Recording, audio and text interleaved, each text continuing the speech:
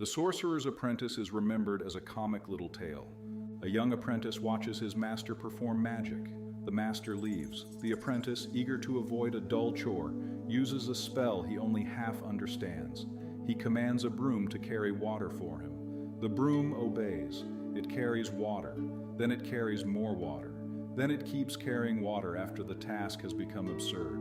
The room begins to flood.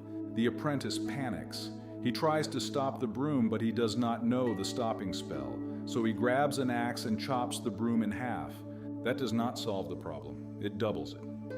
Now 2 brooms are carrying water.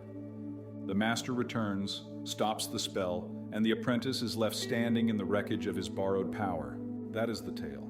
It is old, small, elegant, and merciless. It also happens to be one of the best stories ever told about automation. The genius of the tale is that the broom is not evil. It is not malicious. It does not hate the apprentice. The broom is dangerous because it obeys. That is the first great lesson. Automation is dangerous when obedience continues after judgment has disappeared. The apprentice does not create a rebellious machine. He creates an obedient machine. The broom does exactly what it was told to do. It fetches water. It does not ask why. It does not inspect the room. It does not notice the rising flood. It does not infer that the original purpose has been satisfied. It does not pause and say, with admirable domestic restraint, perhaps the floor has had enough. It continues. That is automation in its purest form. A human gives a command, and the system continues acting after the human has stepped away. That is the attraction. That is the promise. That is also the danger. That can be wonderful, and these are good things. The question is not whether automation is bad. The sorcerer himself uses magic. The master is not a primitive man who fears enchanted tools. He knows how to command them. The problem is not the broom. The problem is the apprentice. He has activation without mastery. He knows how to begin the process. He does not know how to govern it. This is the difference that decides everything.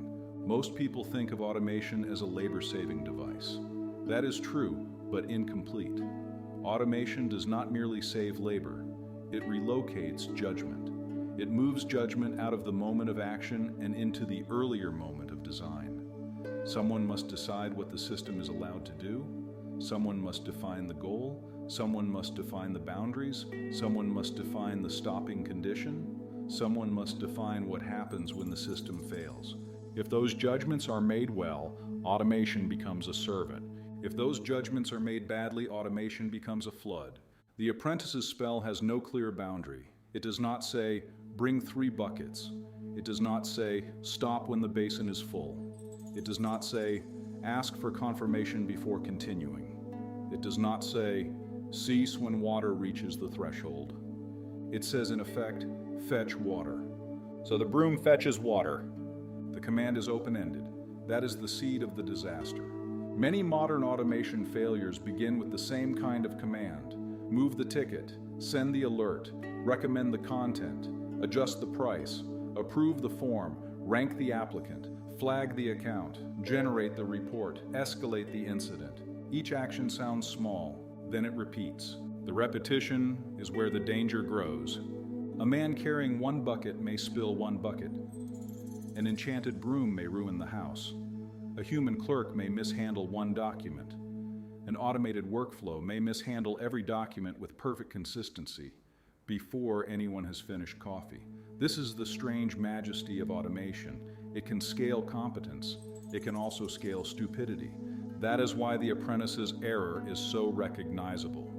He sees a repetitive task and assumes repetition means simplicity. Carrying water seems simple. The broom can do it. Why should he waste his time? But the task is not as simple as it appears. To carry water properly, one must know where the water belongs. One must know how much is needed. One must know when to stop. One must notice spills. One must adapt if the bucket breaks. One must understand whether the master wanted the room supplied, washed, filled, or left alone. Even a dull chore contains tacit judgment. The apprentice fails because he ignores that hidden judgment. That is the mistake people make when they automate work they do not understand. A manager sees a task from above and calls it repetitive. A vendor sees it from outside and calls it ripe for automation. A consultant sees it from a distance and calls it low-value labor, which is often how people describe work done by someone else. Then the automation arrives, and the organization discovers what the old worker had quietly known. There were exceptions. There were informal signals. There were small mercies. There were cases where the rule had to bend. There were moments when the process depended on human recognition, because reality refused to fit into the boxes drawn by people who had never touched the work. The broom does not understand exceptions. It carries water, that is all. This is why automation is most dangerous when it looks most obvious. The apparently simple task is often simple because a skilled human has absorbed the complexity. The worker has become so practiced that judgment appears invisible. Outsiders see motion. They do not see discernment. These judgments are difficult to encode. The machine can imitate the motion. It cannot automatically inherit the wisdom. This does not mean the task can never be automated. It means the people automating it had better know what is being lost, moved, or hidden. Automation should begin with humility. It rarely does. It usually begins with impatience, budget pressure, and a meeting where someone says the word workflow as if it were a holy object recently retrieved from the ruins of a better civilization. The apprentice is impatient. That is his spiritual defect. He does not want to become master by discipline. He wants to borrow mastery through a spell. He wants the fruit without the formation. The apprentice is not merely lazy. Laziness is too ordinary a sin to explain the flood. He is presumptuous. He takes power before he is ready for it. He imitates the master's outward act without possessing the master's inward knowledge. This is one of the permanent dangers of technology. Technology often gives people the outward signs of mastery before they have the inward reality. A novice can produce a polished report. A student can generate fluent prose. A young analyst can run a script he cannot explain. A manager can stare at a dashboard and feel informed. A company can deploy a system no one inside the company truly understands. The appearance of competence arrives early. Competence itself arrives late if it arrives at all. The apprentice looks like a sorcerer for a few glorious seconds. The broom moves, the spell works, the shortcut succeeds. This is the intoxicating phase of automation. The demo works, the pilot works, the first report works, the first use case works. Everyone nods. Someone makes a chart. Someone else says the future has arrived, which is usually a sign that the invoice has arrived too. Then the edge cases begin. The system keeps going. The apprentice discovers that starting a process is easier than governing a process. That is the second great lesson. Activation is cheap, governance is expensive, a button can launch a system. A real command structure must define access, limits, monitoring, accountability, fail-safes, rollback, audit, and human review. That work is less glamorous than the first demonstration. Nobody makes a dramatic symphonic film about a man designing rate limits. The violins refuse to attend. Yet the rate limit may be what saves the house. The master knows the stopping spell. That is why he is the master. In modern terms, the stopping spell may be a manual override. It may be a kill switch. It may be a rollback plan. It may be a ceiling on volume. It may be a human approval gate. It may be an audit trail. It may be a rule that the system can recommend but not decide. Every automation needs a stopping spell. The stopping spell must be known before the broom begins. It is ignored constantly. People design for success. They do not design for runaway success. The apprentice imagined the broom doing the chore. He did not imagine the broom doing the chore too well. That is exactly where obedient systems become dangerous. The broom succeeds. This is the hard truth about automation.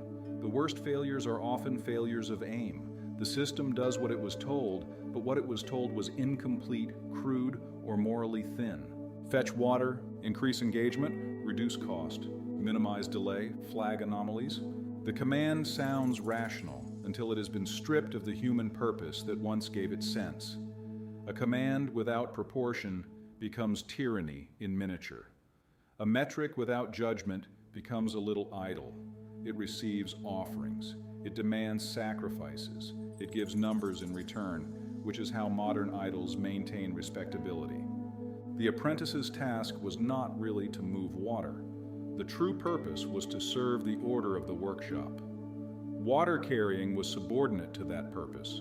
Once the broom turns water carrying into a flood, the task has betrayed its end. That is one of the most important lessons in the tale. Automation must remain subordinate to the true purpose of the work. When the automated action begins to damage the end it was meant to serve, it must stop. That requires someone who can see the end. The broom cannot. The spell cannot. The apprentice should, but he has surrendered judgment to motion. Modern institutions do this all the time. The system performs the assigned action. The institution forgets the purpose. That is how the basement floods. The apprentice's panic teaches another lesson. When he cannot stop the broom, he attacks it physically. He chops it in half.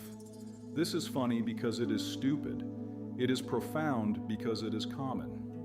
When people do not understand automated systems, they attack visible outputs rather than governing causes. They delete one bad report, they block one account, they fire one worker, they patch one symptom, they rename one process, they hold a meeting, which is the bureaucratic form of shaking a stick at thunder. Then the problem returns, multiplied. The apprentice strikes the broom because the broom is visible. The spell is not. The broom has been split. Now there are two.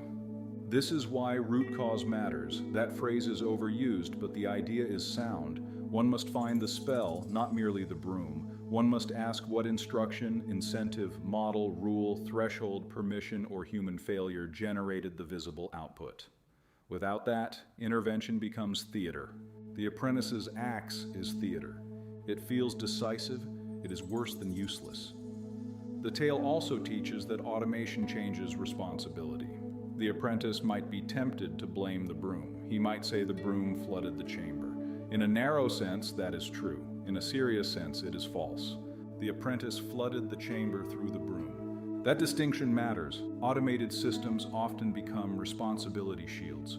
People say the algorithm decided, the model flagged it, the system rejected it, the workflow escalated it, the tool generated it. This language turns human choices into weather.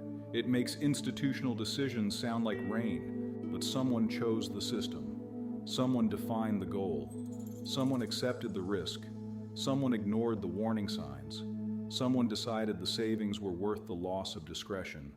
Someone decided the people harmed by exceptions were acceptable collateral, though the word collateral always arrives wearing a clean shirt over dirty hands. Automation does not erase responsibility. It lengthens the chain. The longer the chain becomes, the easier it is for everyone to point elsewhere. That is why accountability must be designed into automation. It cannot be added as decorative language after the flood. Who owns the process? Who reviews the output? Who can stop it? Who answers to the person harmed by it? Who has enough authority to intervene and enough knowledge to understand what he is stopping? If nobody can answer, the broom is in charge. The sorcerer's return restores accountability. The true master enters, speaks, and stops the disorder. Authority returns with knowledge. That combination is important. Authority without knowledge is bluster. Knowledge without authority is helplessness. The master has both. Many modern organizations separate them. The people with authority do not understand the systems. The people who understand the systems do not have authority. Then, when automation misbehaves, the experts whisper from the basement while the executives release statements from the balcony. The water continues rising between them. There is a whole political theory hidden in that puddle. A sane organization must join knowledge to authority. Human oversight is not the same as human presence. An exhausted analyst staring at hundreds of automated alerts is not governing the system. He is being buried by it. A teacher forced to rubber stamp automated grading is not exercising judgment. She is being used as ceremonial varnish. A doctor clicking through required fields is not master of the process. He is carrying water for the broom. This is one of the cruel ironies of automation. A system designed to reduce work can create new work of a lower kind. Instead of doing the old task, Humans now supervise, correct, excuse, and clean up after the automated one. They become attendants to the tool. The servant becomes the work. The broom was supposed to carry water for the apprentice. Soon the apprentice is running after the broom. That reversal is the warning. A tool should serve the human purpose. When humans reorganize themselves around the tool's needs, mastery has shifted. This happens quietly. The broom has not declared itself king. It has merely made everyone adjust. This is why the best automation preserves human sovereignty. It should give people greater command over their work, not trap them inside machine rhythms. It should reduce meaningless labor, not remove the friction that forms skill. It should handle volume, not define value. It should make room for attention, not devour attention with alerts, dashboards, and little blinking symbols that behave like insects with graduate degrees. The story also speaks to formation. The apprentice is an apprentice for a reason. He is under training. His lowly chores are not accidental. They are part of his education. Carrying water may teach patience, it may teach obedience, it may teach attention to the workshop's order, it may teach humility before power. He wants to skip the chore, but the chore may be part of the path by which he becomes fit to use the spell. This is a hard lesson for an age that treats friction as an enemy. Some friction is pointless. Some drudgery should be removed with gratitude. No one becomes noble by filling out redundant forms for a department that lost the first form because its internal portal was designed by raccoons in committee. Yet some difficulty forms the soul. Automate too early, and the person may never develop the judgment needed to govern the automation. That is the apprentice's tragedy. He uses magic to escape the very discipline that might have made him capable of magic. This should haunt every parent, teacher, manager, and student in the age of artificial intelligence. If a tool performs the difficult part too soon, the learner may gain output while losing formation. The page is filled, but the mind is not trained. The code runs, but the programmer cannot reason through failure. The answer appears, but the student cannot tell whether it is true. The image shines, but the artist has not learned composition. The briefing sounds impressive, but the analyst has not learned the domain. The room looks full, it is only water. That does not mean young people should be denied tools. Apprentices should learn with tools. The question is sequence. First, enough direct contact with the work to develop judgment. Then, automation as leverage. The master may use the broom because he has already carried the water, understood the workshop, learned the spell, and mastered the stopping word. Training should produce masters, not permanent button pushers. This creates a civilization of apprentices wearing borrowed robes. It may function for a while. It may even look impressive. Then something breaks. The people who knew how things worked have retired, quit, been ignored, or been replaced by systems no one understands. The new class can activate tools but cannot repair, judge, or restrain them. The basement floods and everyone searches for a master they spent 20 years making unfashionable. The tale also warns against enchantment without reverence. Magic, in old stories, is rarely a toy. It belongs to an order. It has rules, costs, dangers, and proper custodians. The apprentice violates that order by taking what has not been entrusted to him. He treats sacred craft as convenience. Modern technology invites the same irreverence. Because a tool is available, people assume they are entitled to use it. Because it is easy, they assume it is safe. Because it is common, they assume it is understood. Because it produces results, they assume it serves the good. None of that follows. Power requires reverence. Reverence does not mean fearfulness. It means approaching power with the seriousness appropriate to its consequences. A man may use fire without worshiping fire. He should still know that fire burns. A society may use automation without kneeling before machines. It should still know that delegated action can multiply disorder faster than human hands can contain it. The apprentice lacks reverence. He sees the spell as a hack. That word is useful here. He has discovered a shortcut through a system he does not fully understand. Sometimes hacks are clever, sometimes they are childish vandalism wearing cleverness as a hat. The apprentice's hack works, that is why it fails. The better posture is craftsmanship. A craftsman does not merely ask whether a thing can be done, he asks whether it should be done in that way, at that scale, for that purpose, by that person, under those conditions. He cares about fit. He cares about failure. He cares about repair. He cares about the user who will inherit the thing after the clever people have left the room. Automation needs craftsmen. It does not need more apprentices drunk on activation. The tale also teaches us about scale. If the broom had brought one extra bucket, the apprentice might have laughed. If it had brought 3, he might have grumbled. The disaster emerges because the process repeats beyond proportion. Scale turns errors into events. This is especially true in digital life. Digital systems operate quickly and widely. A mistake that once would have affected a few people can now affect thousands instantly. A false claim spreads before correction has found its shoes. A bad configuration breaks services across regions. The old broom needed time to flood the room. Modern brooms have better bandwidth. This speed changes moral responsibility. When action scales quickly, caution must move earlier. Waiting to see what happens may be reckless when the system can do harm at machine speed. The apprentice could see each bucket arrive. Many modern systems act invisibly until the effects surface later. By then, the water may be inside the walls. That is why monitoring matters. But monitoring is not enough. A watched broom still floods the room if the watcher cannot stop it. Dashboards can create the illusion of control. Charts move, logs fill, notifications appear, people feel informed. But information without authority is spectacle. It is like watching a ship sink in high definition. Real monitoring must connect to action. Someone sees, someone understands, someone can intervene. Someone is awake when the system runs. Someone has practiced the failure scenario before the crisis. Someone knows whether chopping the broom will help or double the fleet. Practice matters. The master does not improvise. He knows. The apprentice improvises with an axe. This is another lesson for automation.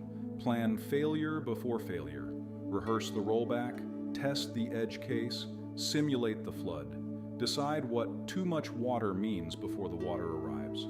Give people authority to stop the process without needing permission from a committee that meets on the second Tuesday of each month and communicates through PDFs named final_V7_really final. A stop that requires too much procedure is not a stop. It is a condolence letter. Automation also requires moral imagination. People must imagine how a system can hurt someone when it behaves normally. This is harder than imagining total breakdown. Catastrophic failure is dramatic. Normal harm is quieter. A system that never crashes may still degrade judgment, dignity, trust, and skill. The broom does not break. It deforms the room through obedience. This is the more subtle danger. The question is whether the tool serves the human good. That question cannot be answered by output alone. The apprentice has output. He has water. He has too much water. Quantity has become mockery. The desired thing multiplied without wisdom becomes destructive. The tale is short because it does not need to explain all this. It shows one broom, one bucket, one fool, and one flood. That is enough. A true story does not need a committee of examples. It carries its own law. Still, the tale gives us a practical doctrine. Automate only what you understand well enough to bound. Keep the purpose above the process. Define the stopping condition before activation. Preserve human judgment where dignity or serious harm is involved. Do not mistake output for mastery. Do not use automation to escape formation. Do not blame the broom for the apprentice's command. Every one of those lessons comes from the same image. A room filling with water because a tool obeyed without wisdom. The apprentice's final humiliation is good for him. It teaches him the difference between power and mastery. Power is the ability to make something happen. Mastery is the ability to make the right thing happen, in the right measure, under the right order, and to stop it when it ceases to serve the good. The apprentice had power. The sorcerer had mastery. That distinction may decide whether automation becomes a blessing or a curse. We should not fear the broom. We should fear the apprentice within ourselves, the part that wants the shortcut, the part that wants the output without the discipline, the part that sees a command word and forgets the stopping word, the part that thinks a system is safe because it works, the part that believes a flood is impossible because the first bucket was useful. Automation will carry more buckets for us in the years ahead. Some of those buckets will save time.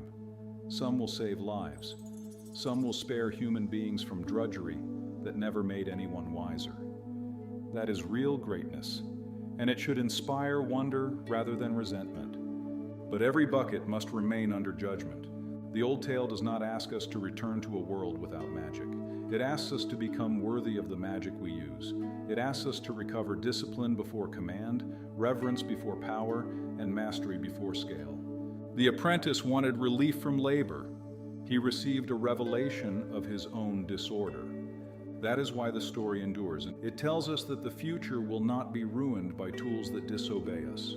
More often, it will be flooded by tools that obey too well, for too long, under commands too shallow to deserve obedience. The water is always listening. So before we speak the spell, we had better know how to stop it.